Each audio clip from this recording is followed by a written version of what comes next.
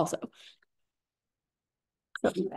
Sources with words. Sorry, meaning like originally they just published basically like source books, so it was like all the sources you would need to like teach Kaddish, right? And now it has like context. It's like now it's like a proper book, but it's like a built-out version of those sheets essentially. So it's not just a citation; it tells you some content. Yeah, like so it has like the text, but it also like explains the text to you and sort of offers a read of the text. Right. If you had had this book, you wouldn't need to come to the class because it would just like they have all the primary sources with like some explanation and yeah. And Rachel legit teaches this much better, but when she was finishing this guide, she was, I guess, pregnant with her youngest and was supposed to do a speaking tour in America and she couldn't come. So I did the speaking tour.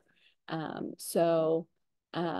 tours made me a little generous. I went to like several cities in the Midwest, whatever. Anyway, that's what bookstores are. That's what bookstores are. Yeah.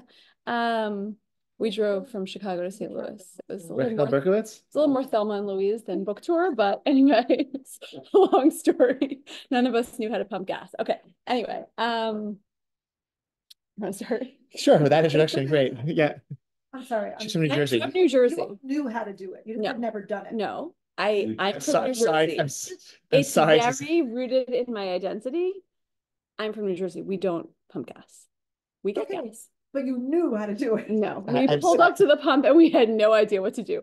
Two people that had a driver's license and me, and we did not know what to do. You know the recording's in progress. Okay. I've since learned how to pump gas. It has a happy ending. I'd love to hear more. Yeah, okay. Because this wasn't like this was like not that like we had a car already by then. Like yes. And also 3 children. Yeah. The tank was empty. You couldn't drive anymore. Yeah. Let's just say that happens. I guess like this good segue. Steep learning curve. Well, it's all about, gender roles, right? Yeah, like pumping gas with my child in our marriage. But that was a wonderful segue. Thank you. So okay, so let's this is the last class in the series, at least for now. Maybe some other occasion we'll go back and do some other topics. But I want to just, before we dive in, I want to say a few words about how this topic of Kaddish, mourner's Kaddish, a daughter's recitation of mourner's Kaddish, is different from some of the others. So one way it's different is that in these earlier classes, we like the main sort of orienting point or organizing principle for our studies was trying to clarify what the obligation is for men and for women, and then how the either identical or different obligations pertaining to that mitzvah in question then resulted in who is included and how and who does it for whom. When it comes to mourner's Kaddish, there is no mitzvah, okay? There's no obligation. Nobody's obligated to say mourner's Kaddish. It's a custom that developed in medieval Ashkenaz. And so it's not a Torah mitzvah, it's not a rabbinic mitzvah, it's a custom that developed in medieval Ashkenaz, albeit a custom with a lot of weight and power and meaning for people. Which we will talk about. And that should raise the question, so you could say, well, it's a custom, so let's just we can be as flexible as we want, or others would say, no, because it's a custom, we have no rules to guide our shifting of the custom, and so we have to keep it exactly as it was, because it's a custom, that's the whole point. If you change it, it's not a custom anymore. And so that's sort of a different kind of conversation. Also wanted to take a moment to sort of raise some questions that we are not going to answer, but I think we should have been pondering about. And that's sort of a question, maybe we'll talk about it at the end a little bit, or just for future conversations. Like, what is the end goal of our investigation into this question of women and mitzvot? I think there's been sort of, I guess we've had an agenda, I think, of sort of not slanting, but maybe a slight bias towards a more inclusive outcome in many of these questions, or some of these questions sometimes. And I think that raises the question, like, what is the goal to try to chip away to eliminate differences, or is there some updated vision of what it means to be a Jewish man and what it means to be a Jewish woman that we're working towards? And that might mean some adjustments, but we still want to preserve categories. Like, what are we working towards? Or maybe each individual mitzvah is its own world to itself with its own dynamic and world of meaning. And I think that those are questions can't answer in this context right now, but I think that, I was prompted to ask those questions again. I brought extra copies. We actually printed extra copies of Rabbi Clapper's Parsha sheet last week. So you can take if you wish, if you haven't seen it yet. He writes about a mitzvah that we have not addressed in this series the question of women's obligation in the mitzvah of hearing Parshat Zachor read. And if women are obligated to remember a Amalek, then maybe women are obligated to hear it read from the Torah, in which case maybe women can obligate to read it from the Torah, and maybe 10 women can read Parshat Zachor from the Torah and say brachot and constitute a minyan just with 10 women, just with Baruch and everything, because it's a mitzvah that women are included. And he writes a tshuva that justifies that. And then he writes a second tshuva and says no, and sort of negates that tshuva and says you could have, like what's your starting point? Is your starting point to try to minimize differences, or is your starting point to try to preserve as much as possible and shore up the status quo? And depending on what your starting point is, like you can make arguments, you can present arguments to justify either position. And then he offers a third perspective, which is somewhat in the middle of those two. And so you can read and see, I just thought that question was sort of an interesting question. Like, what is our goal in these studies, or what's our, we should have an open mind, but sometimes we have a bias or a trend or inclination towards one direction or the other. That's my word of introduction. So I want to begin by just sort of some sources on what is the Kaddish in general, right? It sort of serves in some ways as a building block of our punctuation marker of our tefillah, of our liturgy. It divides sections of our liturgy, like the Chatzi Kaddish and the full Kaddish, and Mourner's Kaddish sort of fits in that rubric, or comes to fit in that rubric. So there are like a number of sources that could be quoted. This is a Gemara in Shabbat. Amar Rabbi Yehuda, Meit she'ein lo menach. Oh, this is so what is Kaddish? And that, yeah. So this is this Gemara in Shabbat. Okay. Rabbi Yehuda says a dead person, someone who dies, she'ein lo menachamin. There are no mourners. There's no mitzvah of making a shiva visit because there is no one observing shiva. Hochin asara b'nei adam yoshvin bimkomo. Okay, so sorry. So you should go and sit in his place, meaning like they should have convene in the place where the deceased lived.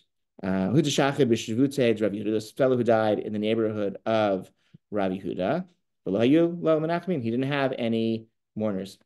So each day, Rabbi Huda would take 10 people and would sit in the place where this deceased man lived. So after 7 days, the deceased appeared to Rabbi Huda in Rabbi Huda's dream. And said to him,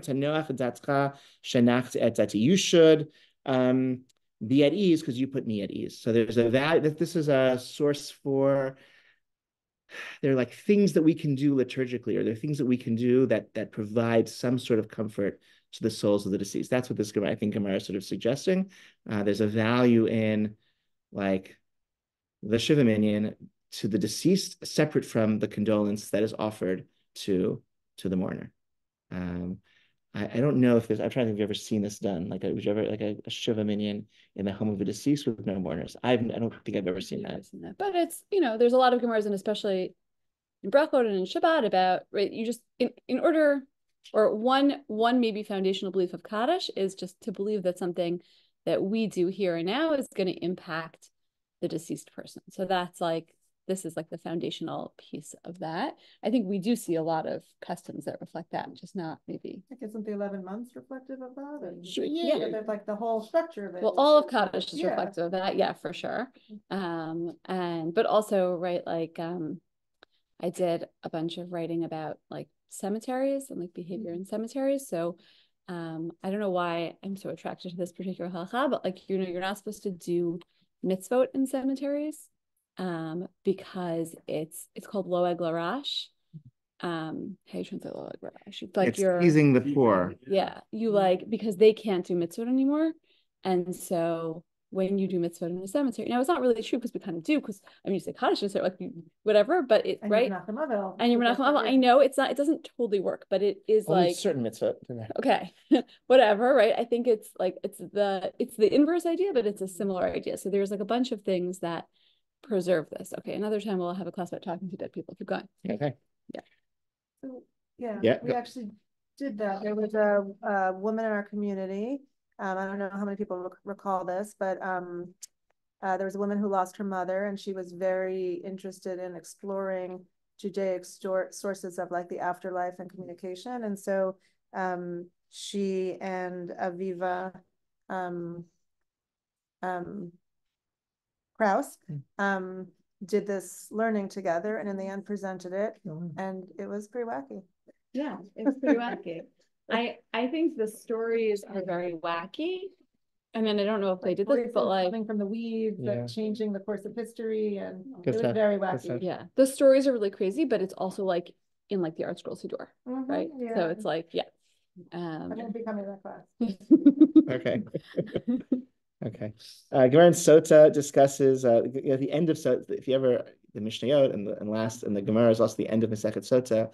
This tale of it's one of those poignant sections in Shas. Is this poignant, sad, depressing tale of the decline of the generations and how various rabbinic figures died and their death signified the end of some great virtue in the world. And this person died, and that was the last of those who could do this. And this person died, and that was the end of this, great attribute, and onward and onwards. And the Gemara at the end says, well, so what's sustaining the world? Like without all of these people, of the men of yore, with great spiritual prowess, what's sustaining the world? Kedusha de Sidra is the Kedusha prayer, the Kadosh that gets interwoven into the like the post Ashrei end of Shachrit. So that's so I don't know. By then sometimes you're like one step out the door, you're like right now, and also the Yehei Rabba and the Yehei Rabba that people say in the Kaddish after Agadah, which is I think what we understand is the Kaddish Rabbanit, which may have been one of the first Kaddishes. They would say a Kaddish after some sort of Torah learning, some sort of Agadah in particular, and that Yehei Rabba, if people have studied Torah and then they're calling out, like, we want to magnify and bless God's great name, that moment is one of these moments that sustains the world. So there are, I don't know, maybe a dozen or more other Gemaras that also speak to the power of Amen Yehei Rabbah, that speak, that somehow sustains the world, provides God some sort of nachas, as it were. And so this is just two Gemaras out of a dozen that are sort of some part of the origin story of Kaddish as a prayer, and then set the stage for specifically a Kaddish that would be cited by mourners, and that will bring us to the next source. I mean, it's a little disappointing. The classic source about why mourners say Kaddish is really, I guess, spoiler alert, not exactly about Kaddish, but it comes from Machzor Vitri, which is an 11th century book of laws about prayers from the students of Rashi, and then it gets quoted by everyone. You can find it like all over the place. So here's the story. Ma'aseh Rabbi Akiva, I'm not going to read all of it, but Ma'aseh Rabbi Akiva shahya mahalech b'beit hakfarot. Just Sara, since you mentioned, walking around in cemeteries, right? Rabbi Akiva was walking around in the cemetery. Upaga ba'adam achad shahya arum v'shachor kepechem, and he bumped into a guy who was naked and black as coal, and who was carrying this big burden of sticks or like thorns, and basically, Rabbi Akiva engages him in conversation. He says, "Malo like, why are you working so hard? Like, if you're a slave, I'll redeem you. If you're, right, like, if you're just poor and you're trying to work off a debt, I'll pay off your debt. Like, what is going on?" And the man says to him, this weird answer, don't delay me, because the people who are in charge of me are going to get really angry. And he's like, wait. Like, what is going on? And the man says about himself, and it's a confusing story because the man talks about himself in the third person. He says, Oto ha'ish met. He says, actually, I'm dead, which is, right, creepy things that happen in cemeteries when the person you run into says, actually, I'm a dead person. And he says, and they send me to do this work basically every day. And then Rabbi Akiva says to him, this is just the bonus part of the story, what was your job when you were alive? And he says, I was a tax collector. I was a tax collector, and I favored the rich, and I killed off the poor. And corrupt tax collector. He was a corrupt tax collector, yeah. He had a crown of thorns on his head?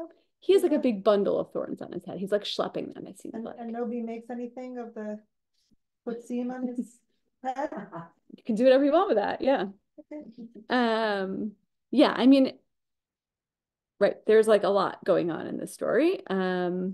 Also, like in some of the repetitions of the story, if I remember correctly, like it's not clear what exactly he's schlepping. Like, why is he black as coal? Thorns are not that heavy. Like, there's a lot that's going on here. And so he tells him the story, and Rabbi Akiva's like, well, there has to be some way out.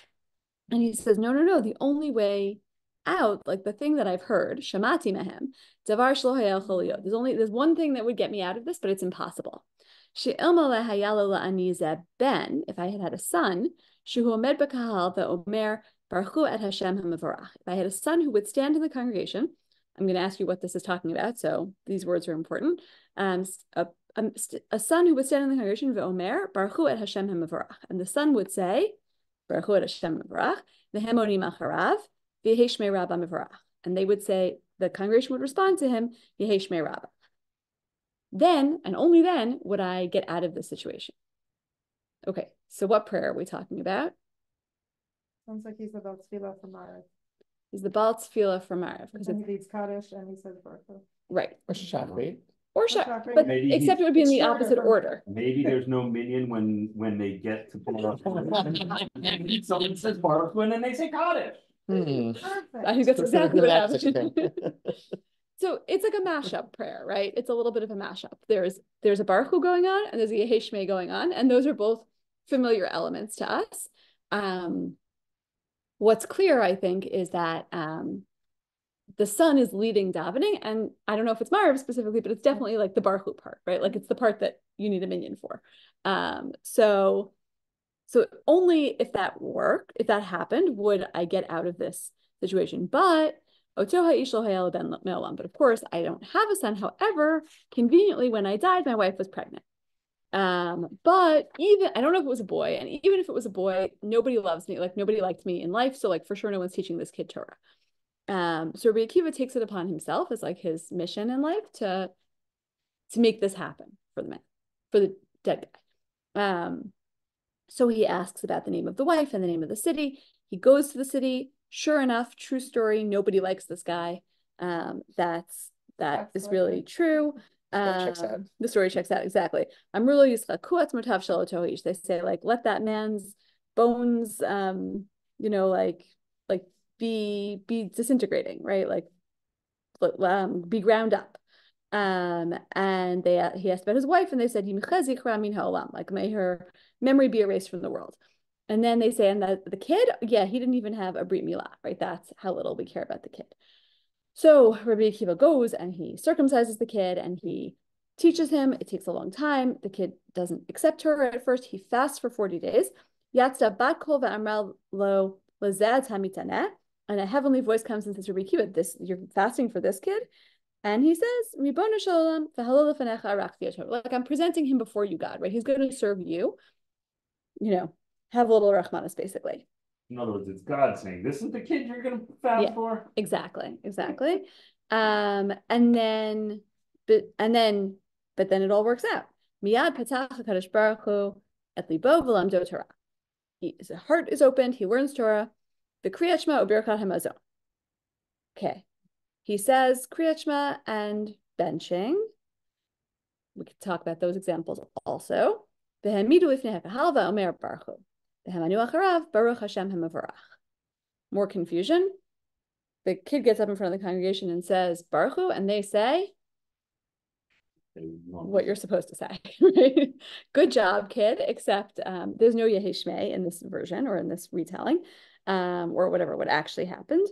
And then, of course, the man comes to Rabbi Akiva in a dream and says, right, you should rest in Gan Eden because you saved me from Gehinnom.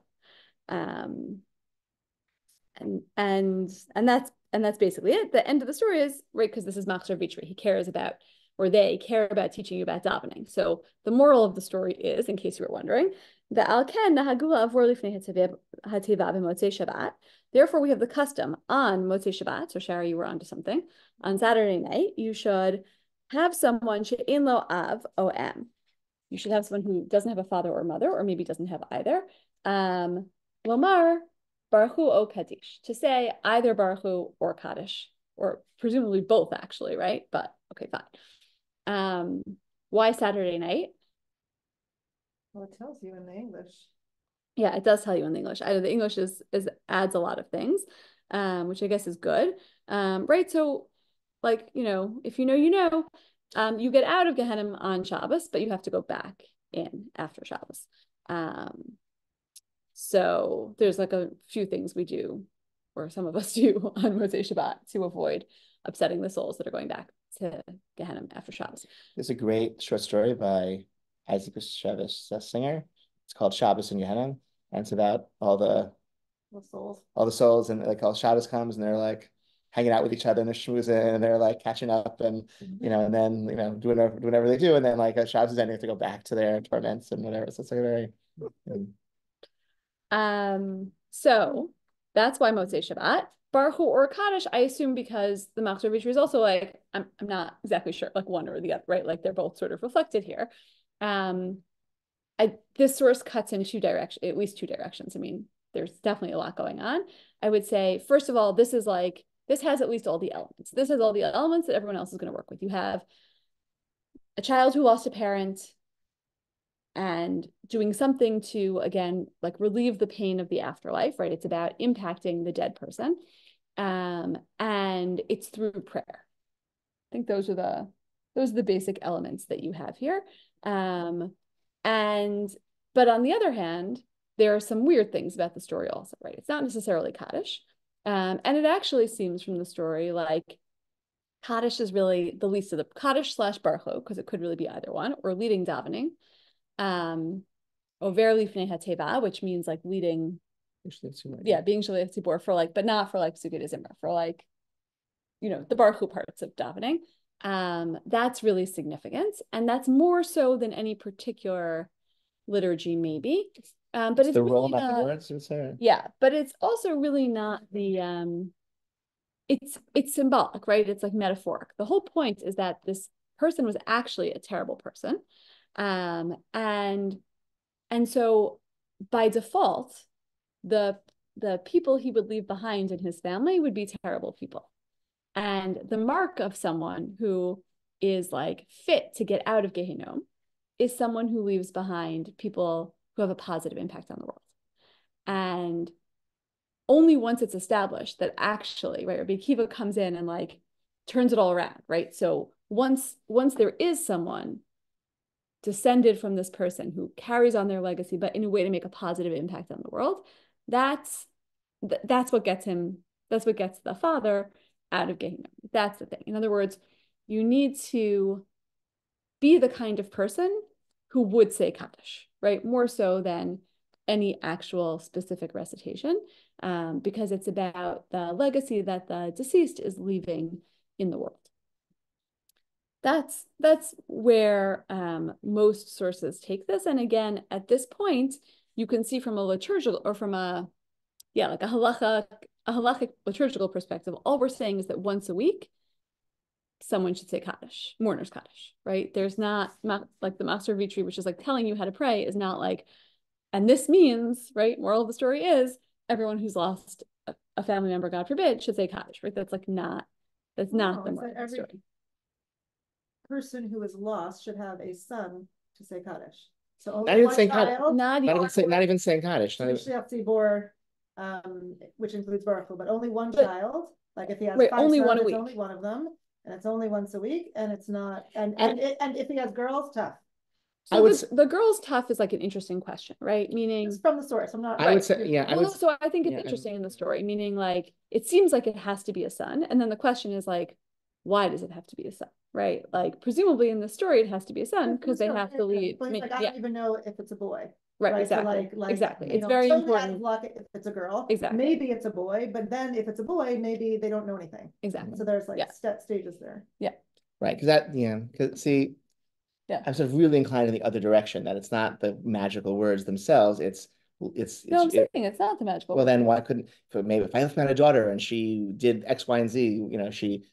Taught a great parsha shir to the, right? Like that would have been enough, like. I think it's paradigmatic, right? In other words, this is the thing. That's why I think like the son thing is interesting. Like I feel like it's like had to be a boy because only a boy is going to lead davening, and the thing to do is to like stand up as a leader and like evoke this response from the congregation.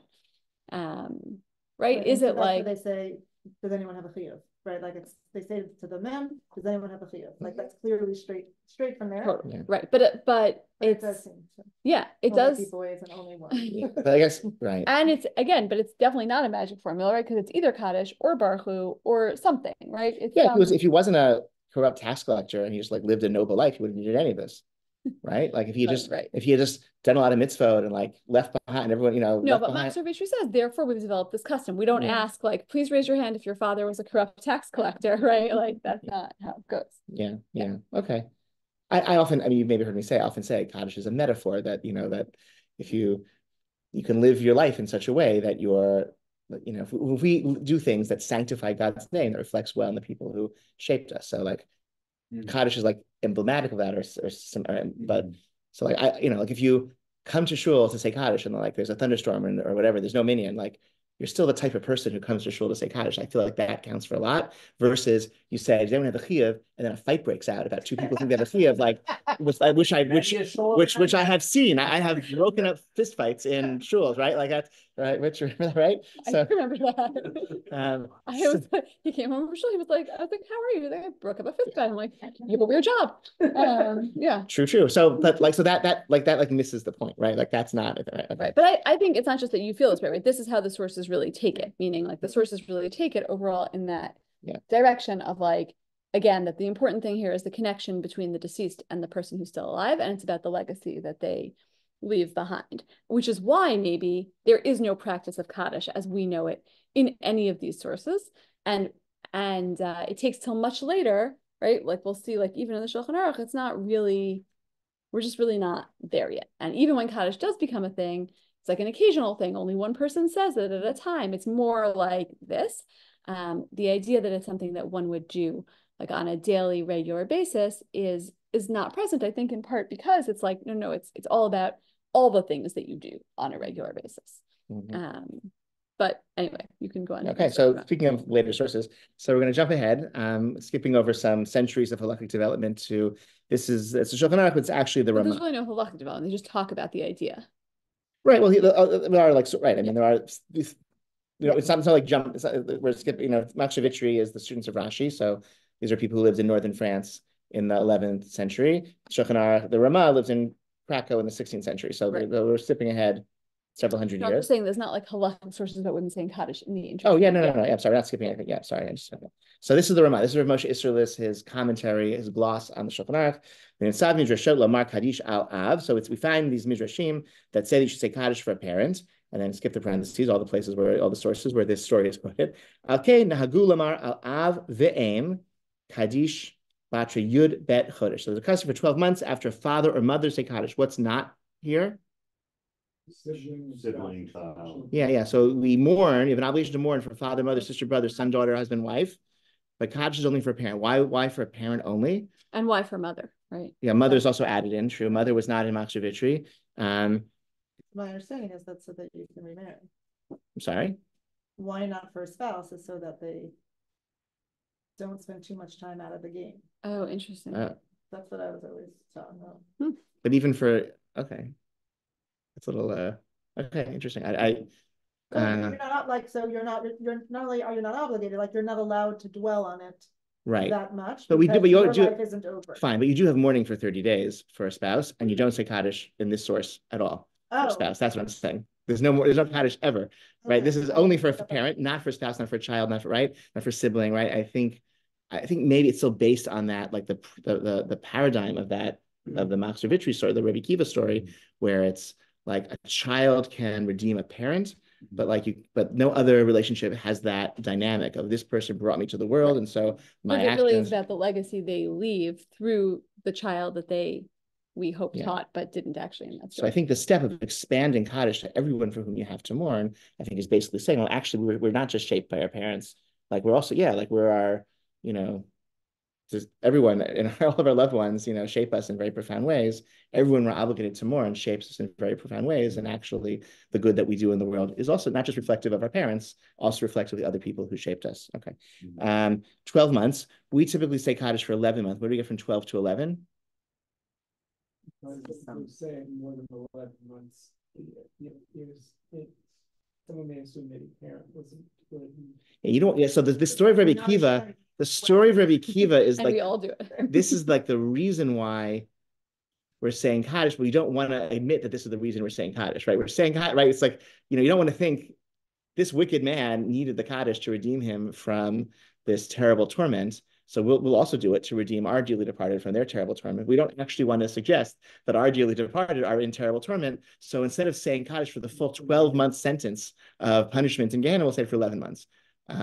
So that way we're not dishonoring them by suggesting they need us to say Kaddish. So we only do 11 months.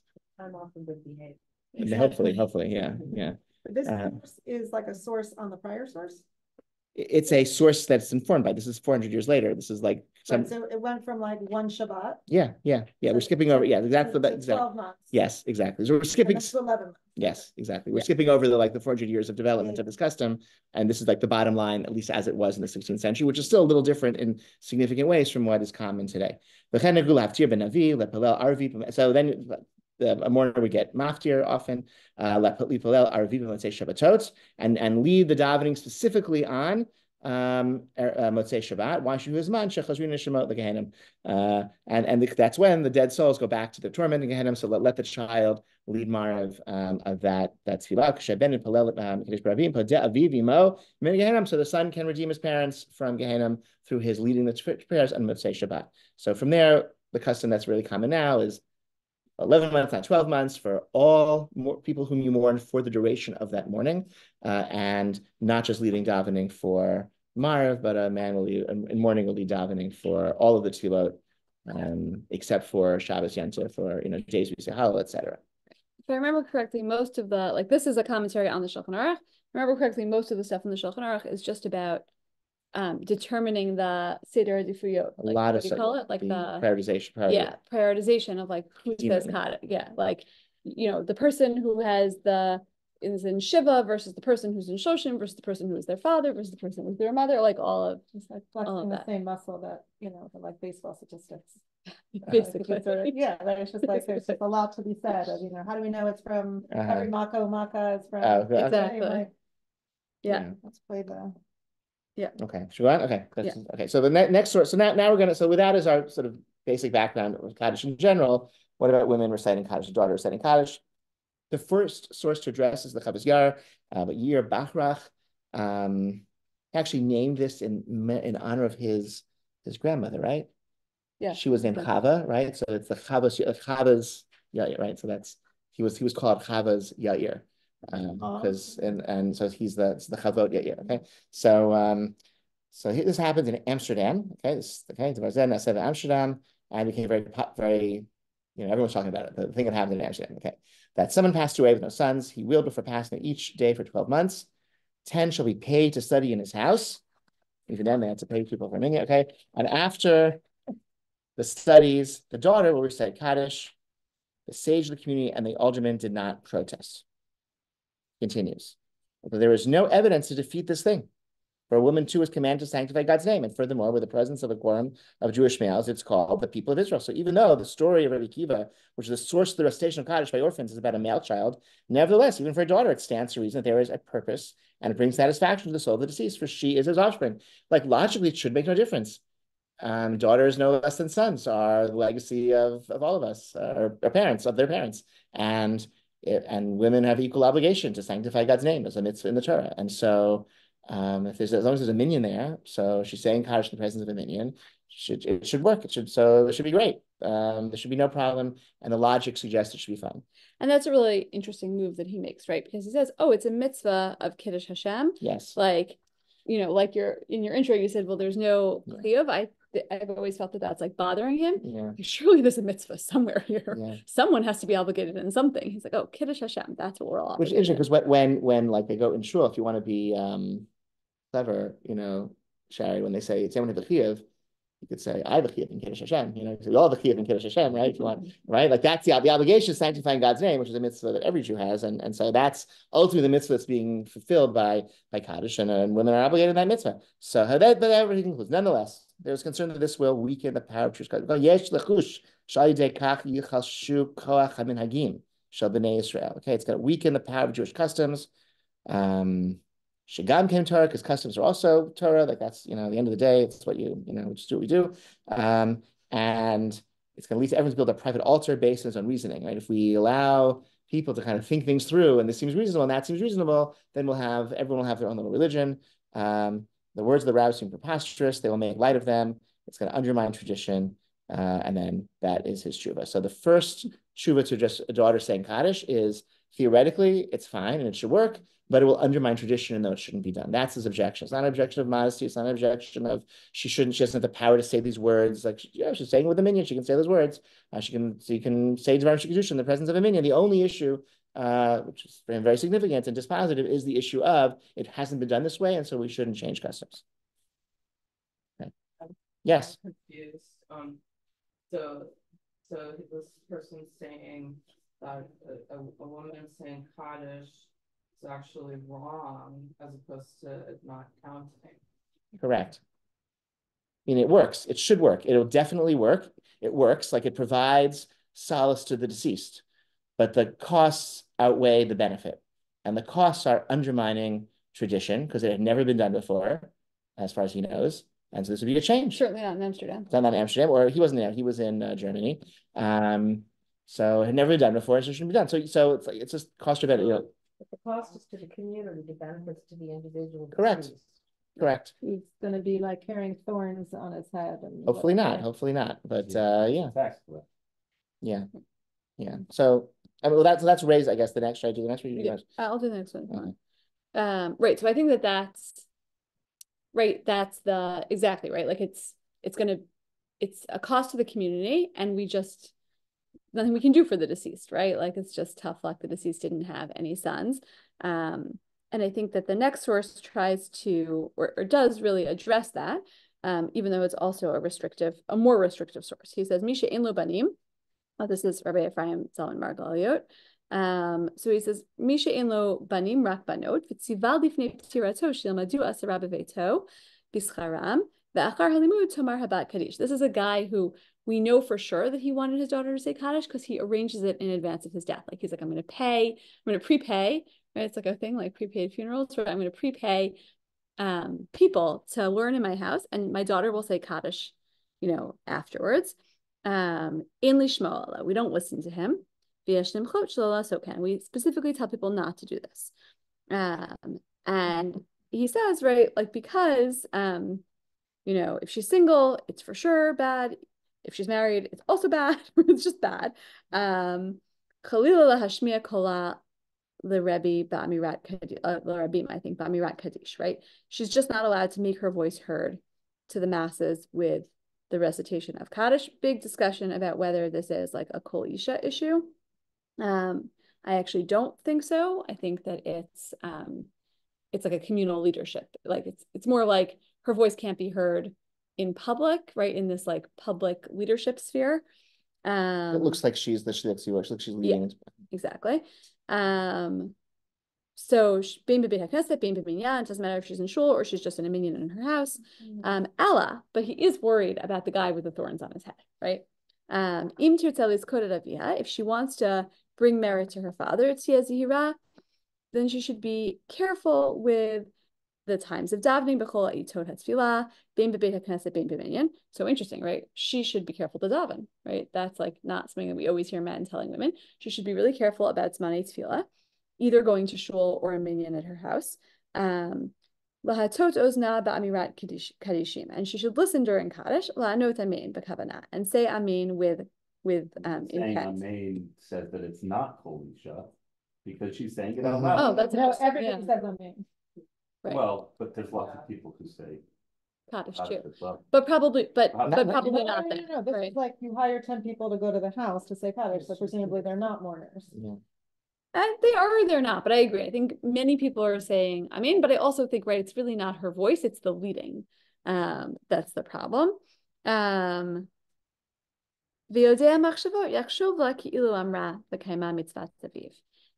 God who knows, right, the one who knows all thoughts, the knower of thoughts, thank you, will count it as though she fulfilled what her father had wished.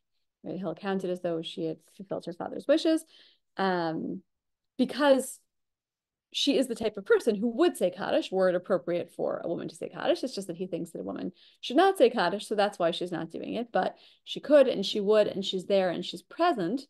So she could say Kaddish, but he's not into it either. Yes. I have a question. Yeah. So Rabbi Ephraim Zalman Margalios is an incredibly like righteous and important rabbi, I assume, right? Yeah, right. Yeah. He's up in an important posek, yeah. Because like that last line blows my mind, like a level of presumptuousness, like blows my mind. He knows what God thinks. Yeah. That's interesting. It's like, we know that this is a way to get a troubled soul out of Gehenna. Like, if we accept this whole premise that there's Gehenna and they're troubled and they're all this stuff, we know this is like the rules that God created to get the soul out of Gehenna. But I know that if she's just quiet and a really good girl, God will do what I think God should do. That's really interesting. I always thought of it as like a real like kind of faith, right? Not so much that I know how God works. It's more that like I have faith that God wouldn't leave her, right? That God wouldn't make an impossible situation for her. Meaning, I think he really thinks that it's impossible for her to say Kaddish, that like it would be so inappropriate for her to say Kaddish, and that she's in this impossible situation because her father wanted her to. And like, don't worry, I have faith that God wouldn't leave her, or him, her, all of them stuck in this way. But so that's lovely. It's not what it says. No, that is what it says. No, it says God will do this. I think God will do this. I know God couldn't punish her or punish him, and therefore we have to. It's the Yodea Machshavot Yachshov. God will do this. So I know better than God. So I just don't read, like, I see those words, but I read it as like a statement of faith, right? Like that we say many times, right? Like God will do this or God will do that, right? It's like a liturgical statement also, right? To say that God will do something else. But we say Im Yirtzeh Hashem. We don't say God will. We say God willing. You say not davening. You don't. Davening are prayers. This is not prayer. But we say them as statements. But this is not comparable. You think it's not comparable? Not even. I hear you. Yeah. Yeah, I hear it. I mean, I don't think that he is like, he's definitely not, he's not advocating for feminism. No, like I don't even like, that's not, I mean, that's not my issue with it. It's just like the language is so like I have no problem completely tearing apart the rules that are set up if there are rules that I believe in that more stringently. Therefore, God will always accept my rules over the rules that we know God has. That's like, I think incredible. I think it's a pretty common, actually, like sort of turn, like to say like God will do X, right? Like God will forgive this person, God will do this. Like that's a pretty common like shoot kind, Sheila to Chuvot kind of thing to say. But it's like your best wishes for God to do it. It's like, have a good year, a gazun year. Like I'm not saying you will have a good year and a gazun year. I'm saying I hope you have a good year and a gazun year. Yeah, right? It could be. Yeah. It could be. Do you want to read the Sure, sure. So nonetheless, despite these condemnations, we have clear evidence that women said Kaddish in traditional society, particularly in Lithuania. Okay, we know other things that Lithuanian women were pretty, compared to other European women or Jewish women anywhere in the world, were, I think, probably the most educated and empowered, I would say, in the 19th and into the 20th century. I guess if you're a Litvak, you think that Lithuanian men were also more empowered and, through their scholarship, whatever. So Moshe Feinstein, this is a tshuva published late. So the controversial 8th volume of the Igros Moshe. So a late tshuva. This is dated 1982. The Tafshin Membed is 1982. He died in 89. No, he died in 86. He died in 86. Yeah, he had a grandson to help him with the publish these. And the topic of the tshuva is, when do you need a mechitza, when do you not need a mechitza? And one of the questions that he's raised, which is not our topic, and one of the questions that he discusses, what if you have like a base medrash which has no mechitza, and one or two women come to daven in the base, you need a mechitza. Like the purpose of the mechitza, we saw this before for Moshe Feinstein, is about preventing kalut rosh, preventing the kind of lighthearted, frivolous environment of men and women mingling together. So if you have like one woman in a room, that's not mingling. That's just a woman standing in the room. That's not mingling. Two women, that's not mingling. It's not a co-ed environment if you have 15 men and two women standing, in the entryway of the door. And so that's the topic of this tshuva. And he says, like an occasional woman who walks into a base measure, there's no need for mechitza in that setting. That's the context. But as he provides the broader context for answering that, truly he says the underlying part. The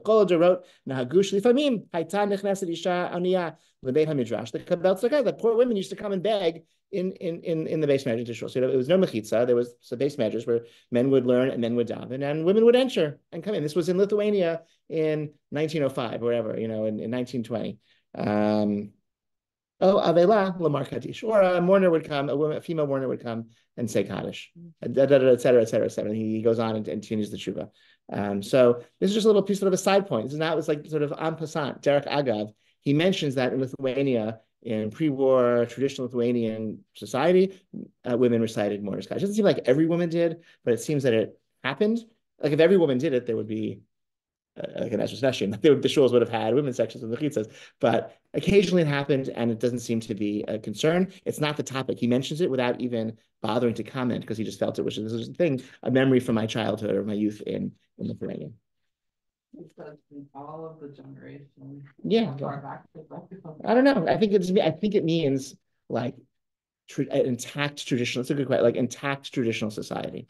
This is at least from his perspective, a pristine traditional Jewish society that was untouched by outside influences, which of course it was touched by outside influences, but seemed to have more of a robust sense of tradition that was perpetuating itself, unselfconsciously traditional. And in such a society, you have, even if an historian would say otherwise, you have the sense that we do things the way they've been done for all time. It seems that the main transformation that happened, at least based on the sources that we have, and like once we get to the point of having like a really good historical record, is less anything that had to do with women specifically, and more that everybody decided to start saying Kaddish. And you really see that in the responsa of, I'm skipping a little bit, but the responsa of Rav Yosef Eliyahu Henkin, who's the grandfather of the Henkin who I knew, Rav Yehuda Herzl Henkin, who was, lived in Yerushalayim until he died in 2020. Just ask a question. Yeah. About the last part of what the Moshe Feinstein Yeah. said. What does that mean? It's like this cryptic. The practical law on an issue needs study and depends on many issues. It's just what is that? Well, it's not, I just gave you an excerpt. He continues for a few more paragraphs and gives you some guidance. He's just saying, meaning, so what, like, what is the guidance?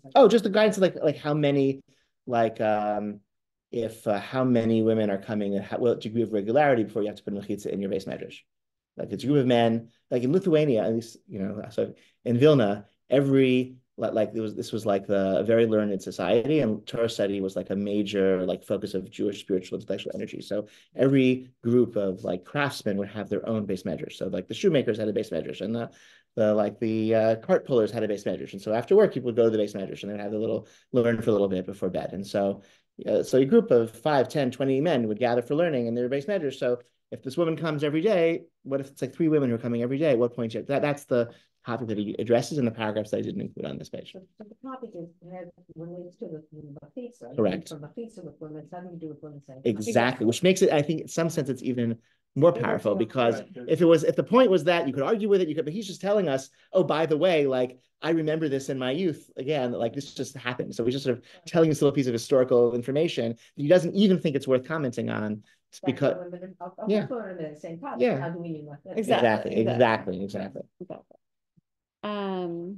So the elder of Henkin, Rabbi Yosef Henkin, who was a rabbi in Eastern Europe and then in America, in the Midwest, somewhere in the Midwest. No, he was in New York. He was in New York. My grandfather was with him.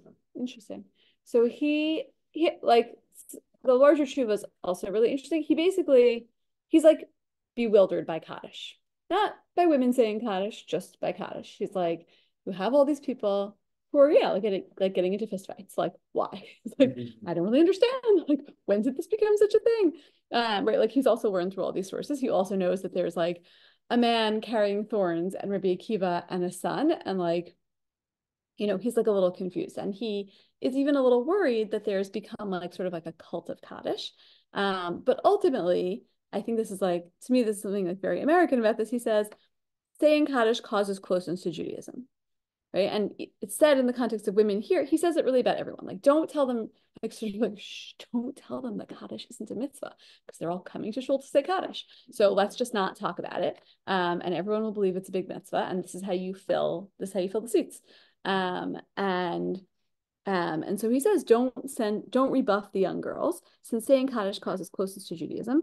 Indeed, it is proper that she should stand behind a mechitza, and there she should pray, and also there she should recite Kaddish. And if she should push and enter in front of the mechitza at the time of Kaddish, since undoubtedly others are saying Kaddish according to the current custom, meaning he's saying what really should be happening, only one person should be saying Kaddish at once. But you can see here also, he's like, I give up, guys. It's okay, I'm over it. So he says the current custom that many say Kaddish, it doesn't bother us, meaning even if she weren't behind the mechitza, it would maybe be okay. And Rav Henkin also, Rav Henkin, meaning the younger Rav Henkin, records that his grandfather wrote that even if a woman is saying Kaddish, right, like even maybe it's only her, he says, since it's only an occasional event, it's okay, which I'm not actually sure. I'm not actually sure why he thinks it's okay if it's only an occasional event. Meaning if it, right, let's go back to the other paradigm that you mentioned, right? Like if this were an obligation issue, then like occasional doesn't matter, right? Like if women weren't obligated in Kiddush, then even occasionally a woman could not make Kiddush for a man, right? That's just, we don't like have that kind of rule.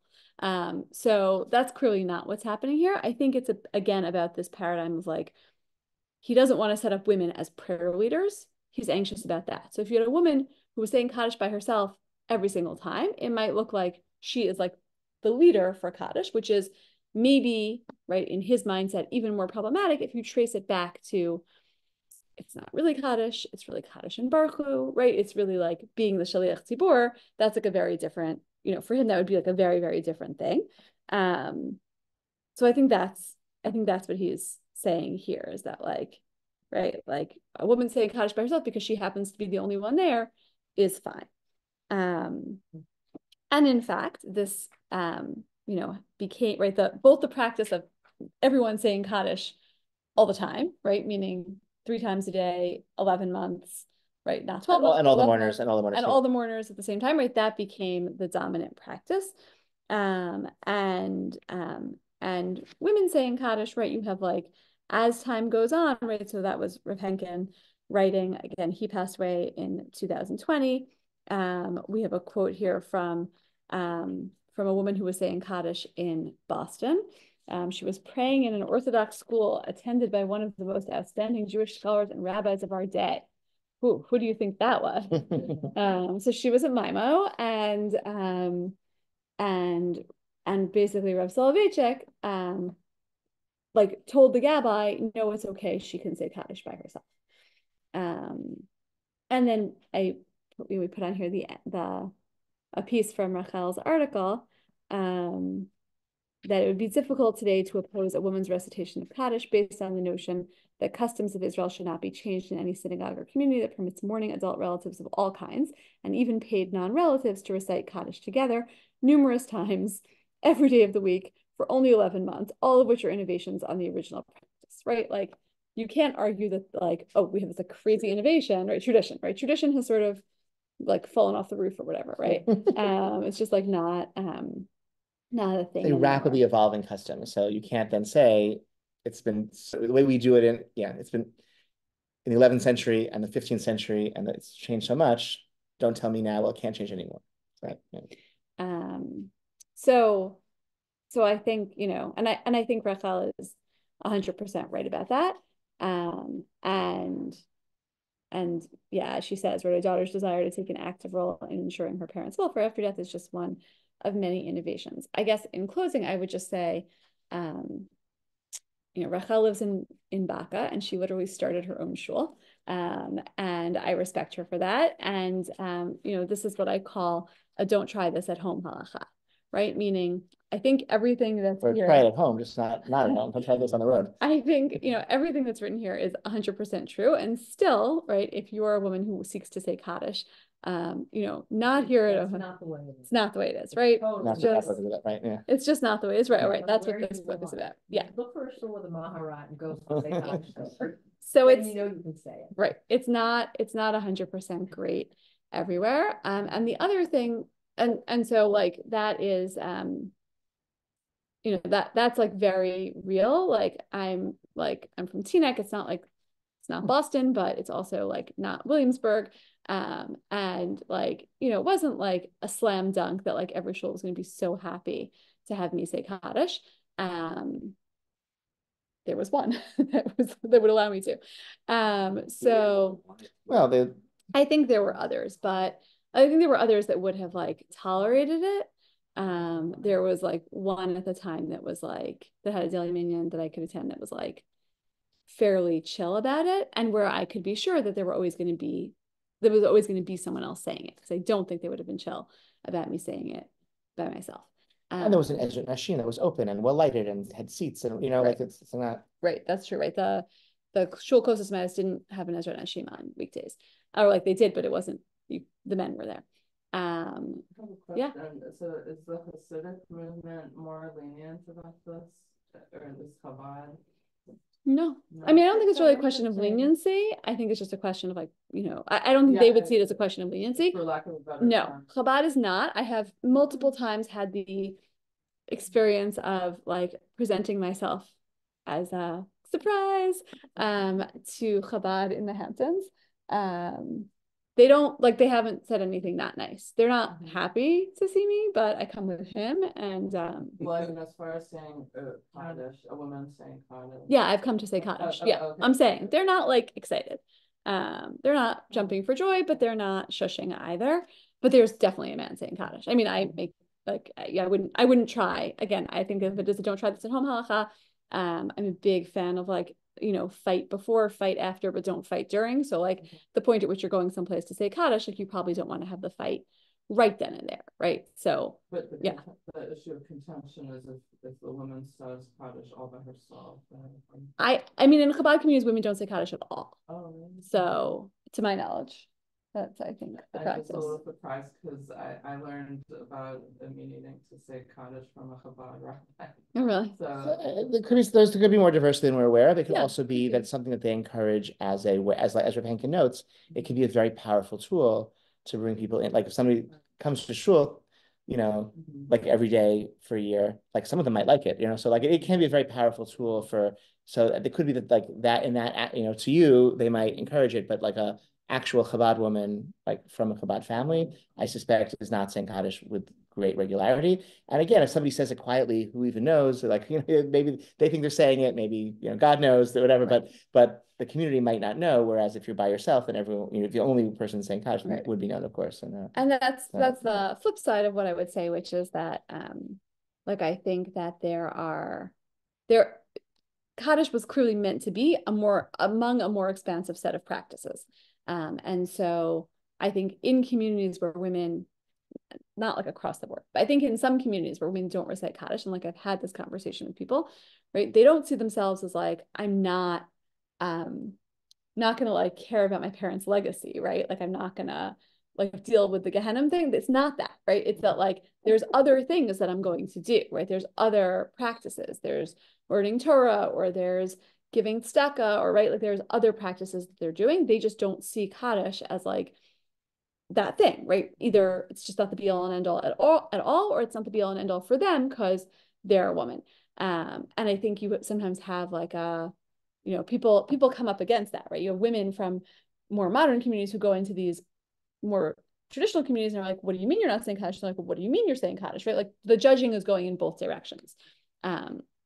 Is definitely like part of the phenomenon also.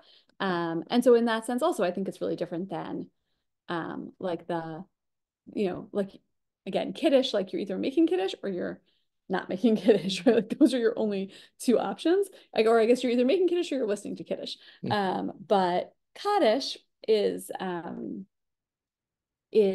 more, it's like more questionable, like what's the end goal, right? The end goal clearly isn't just to say the words. The end goal has to do with something connecting you to the person who passed away. And so it's a more complicated practice overall. And the way that I've experienced that is that, like, I don't necessarily assume that a woman who comes to any congregation that I'm in wants to say Kaddish by herself if she's the only one saying Kaddish. Like, I would always ask, like, do you want me to say Kaddish with you? Because some women are like, yeah, I can say Kaddish by myself, right? Like, whatever. And some women are like, no, like that would make me really uncomfortable. Not necessarily religiously uncomfortable, just like that'd be like a weird thing to do. I'm not used to hearing my voice spoken in that way. On the other side of the fence. On the other side of the fence. So some shuls have a custom, I guess, of always having one person, man, saying Mortis Kaddish, whether there's a mourner in the audience or not, or in the congregation. So there are two. I'm aware of two possible. One is that the Mishnah Berurah writes that the Kaddish after Aleinu, like that prime mourner's Kaddish, that first one, has become like part of the liturgy since we say. So it's become, so even though it was added for mourners, once it was added, now it's part of the liturgy, and so it should always be said, even if there are no mourners. That's the Mishnah Berurah suggests that. I think that may account for it. There are also, I have taken on saying Kaddish at so I don't, like every tefillah that I attend, and I do that. I guess when I'm serving as a rabbi, I do it as a pace setter, so that if you have 3 or 4 people saying it, like it should be in unison and nice, everyone says amen, because sometimes if you have people saying in different times, the quiet guy in the back, no one actually is responding to him, right? So that's valid. Also, for some people who don't feel so confident saying the words, if I'm doing it as a pace setter, that can be helpful to them. I've also then taken on people that I'm saying, I'm not in mourning, but I have like people I'm saying Kaddish for, like folks from the community who don't, or currently I'm saying for 2 people who died, who were killed on October 7th, like a soldier and a woman. So I'm like, they didn't have anyone to say for them. So I was part of a community where I did not say Kaddish in this community, but when there was a woman who started saying Kaddish alone, it caused a bit of a problem. And so the rabbi started saying Kaddish with the woman. Half the women thought it was fabulous and wonderful, and half of them were really angry. And that's sort of, so it's better. So if he just says it all the time, that would be better. Or if he just told people that there's a lot. This woman in the source, she's not the only attestation of some of Soloveitchik permitted women. They're like, it's well attested. It's clear she's not leaving. I think that would be the issue, right? I guess something like, yeah. Well, in the shul that I went to, the whole concept of like, women's participation was like an issue that people thought about. And so a woman feeling comfortable saying Kaddish alone was something that was not, some segment of the community didn't appreciate and like wanted to clamp down on. The rabbi didn't want to tell anyone that they couldn't say Kaddish for a loved one. And so that was what that particular rabbi thought was like, okay, like she won't say it alone. Like you can't complain. And was the woman, which camp was the woman in? I mean, I think the woman at the time, like, just wanted to say Kaddish, right? So she didn't care if the rabbi said it. So she was grateful, just let me say it, and and the only reason people were upset was because of the reason, because somebody else was upset. It wasn't the rat, like, right. Classic. Yes. Yeah, I've been told that I couldn't say Kaddish. I've been told that I could stand behind the pizza, keep my mouth shut. I can say I'm quietly to myself and nobody can hear me. You can say a name quietly. Someone else's Kaddish. Quietly to myself, only if no one can hear me. Wow. I'm so thankful to learn this, because all this time I thought I'm supposed to be saying Kaddish. Like now I know that like I need to be careful about that if I'm like in different shuls. I think it's I think it's worth like.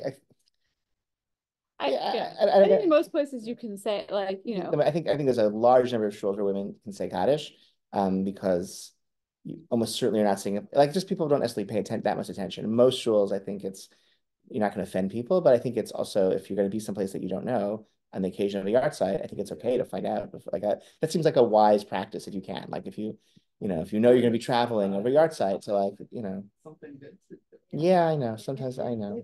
It's especially an issue if you're in, if you have a parent and you're within your time to send Kaddish every day and you are traveling, right? And you have to find a shul.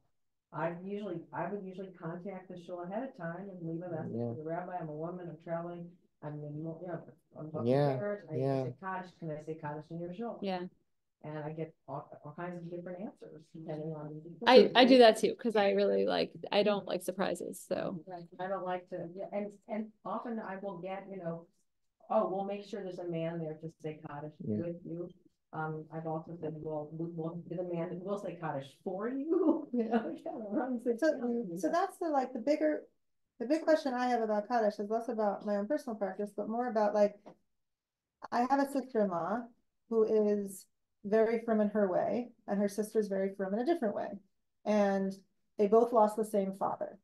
And when their father died, the sister-in-law, who is sort of more black hat,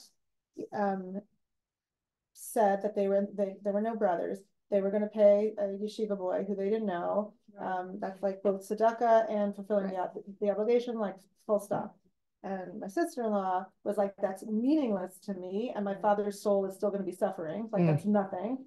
And so I need to take on 3 times a day, all the time. And what her sister did, what each other's practices were meaningless in terms of their father. And so first of all, there's a real lack of respect, for different practices.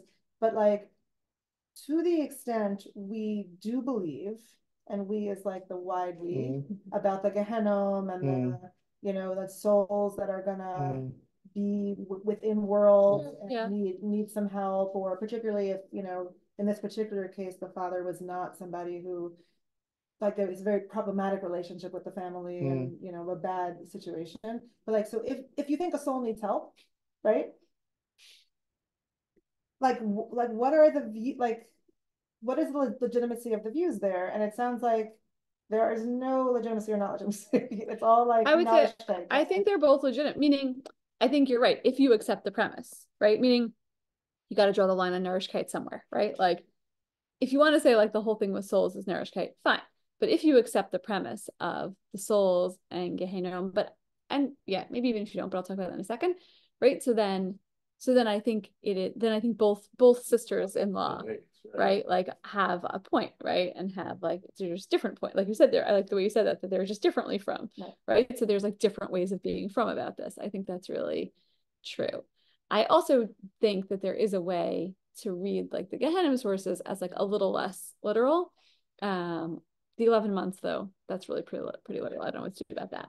But I think that the idea of again, I think in the ecosystem of the other sources, some of which it sounds like you learned, right, about